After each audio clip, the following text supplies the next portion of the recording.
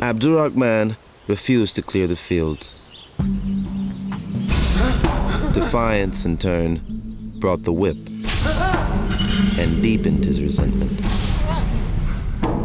He saw only one way out, and he took it.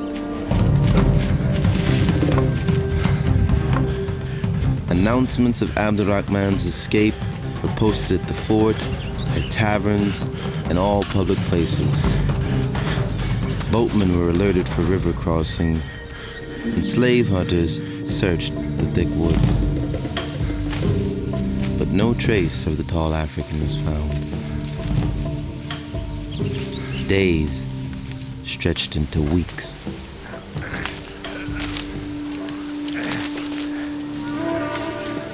All efforts to ascertain his whereabouts proved unavailing, and after a while, inquiry was abandoned.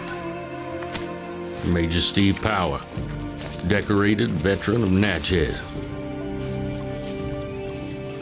Abdurrahman had no place to go. He realized his return to Fouta Djallon was impossible. Half-starved, exhausted by sleepless nights, he struggled to come to grips with his past, the battles he had waged, the men he had lost, and the slaves he had traded. During the isolation of being alone in the wilderness, it dawned on him that he is no longer a prince. He's no longer a warrior.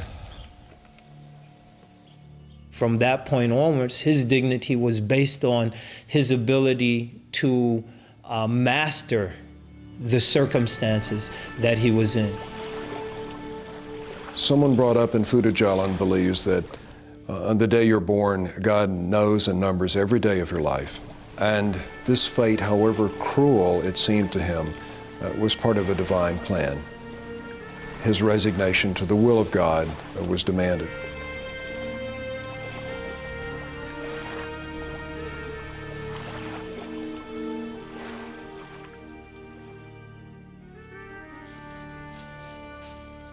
After weeks on the run, Abdurrahman returned to Foster's farm. Thomas Foster's wife was named Sarah.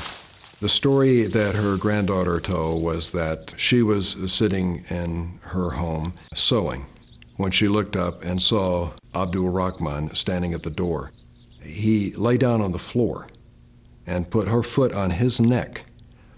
Now, that was a sign in West African warfare of submission, and it often preceded a spear thrust to the heart.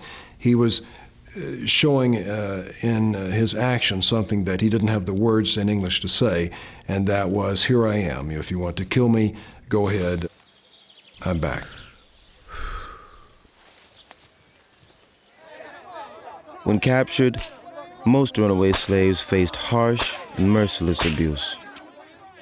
But the voluntary return of his mortgaged slave came as such a financial relief that Foster imposed no punishment.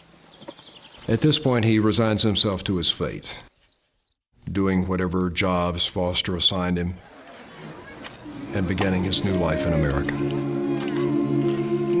Mississippi planters are but a plain, practical body of men. They would rather gaze upon an acre of cotton than upon a magnificent garden. Still, planters are not devoid of taste. It is just to their desire to make it yield interest rather than beauty.